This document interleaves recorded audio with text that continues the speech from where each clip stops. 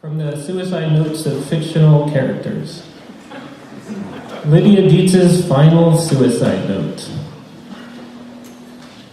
It's wedding weather, bleak with bright, but I am still so utterly alone, utterly sable-eyed and stabbed by grief like Polonius through a curtain. Well, here goes one last something. My toast just popped right out of the toaster and onto the floor this morning. I am tired of smiles, of pop songs, of endless iterations and reiterations of names, of license plates, of background music, of bad carpet, of people who laugh too much and people who don't laugh enough, of the crimp of ill-fitting dresses, of styles, stipulations, and storks who never come calling. Can't somebody, anybody please come around and pay me some attention? Anybody? Mostly, I've just grown tired of being me. Numbness follows me wherever I go. It layers me with casual despondency, with a lather of duped solace that doesn't suit me at all. But it does its work nonetheless. I mailed a postcard to a sick friend yesterday. On the bottom I wrote, Edgar Allan Poe was an asshole. That's fishes. Okay. I must at some point come to the point of this, because this is all that will be left after I shove off here for one final that.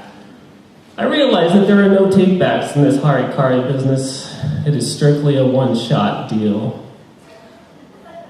All I want is a sunny courtyard with a few palm trees, a nice breeze trickling in, a good place to sit. No nags of responsibility or gothic chimes. Perhaps I will not wear black. I retraced other options, at least. Have I become lame in my later years? Some grumpy outsider out of touch with everything I once held dear? God, I have the worst hat hair on the planet. Some deranged dahlia chomped with marigold teeth. Take a picture of me, go ahead. It won't make this last any longer. Ignore me. I want to be ignored. I want to paint circus colors deep into the sidewalk. Don't notice me at all. Go ahead. Every last damn thing around here just makes me mad.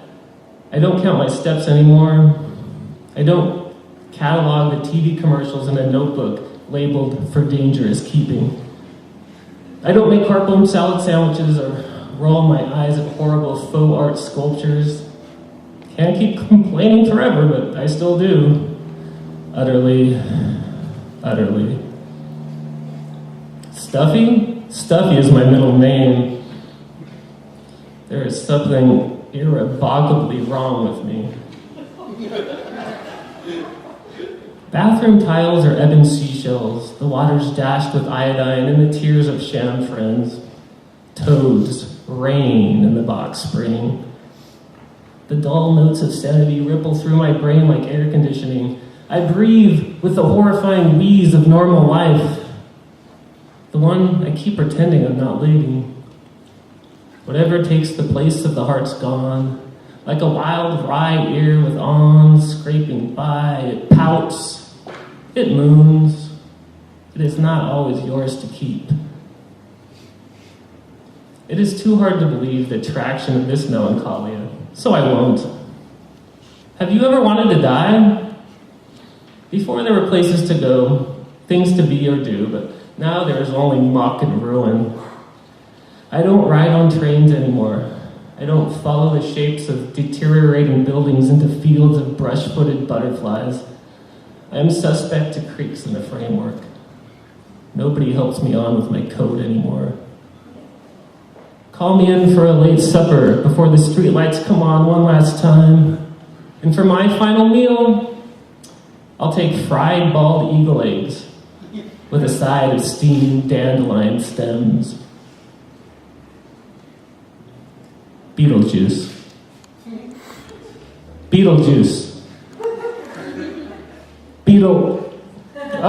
Hell, it's no use. Mad, sad, and dangerous to know.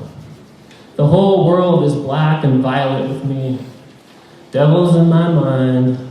Only a will not where there used to be a could not. no return visits, the chalky rind of white-faced deliverance, and so utterly alone, as always. My choices are no longer my own, except this one last one that is really not a choice at all, but a necessary extrapolation on the strange and unusual pastures of being ignored.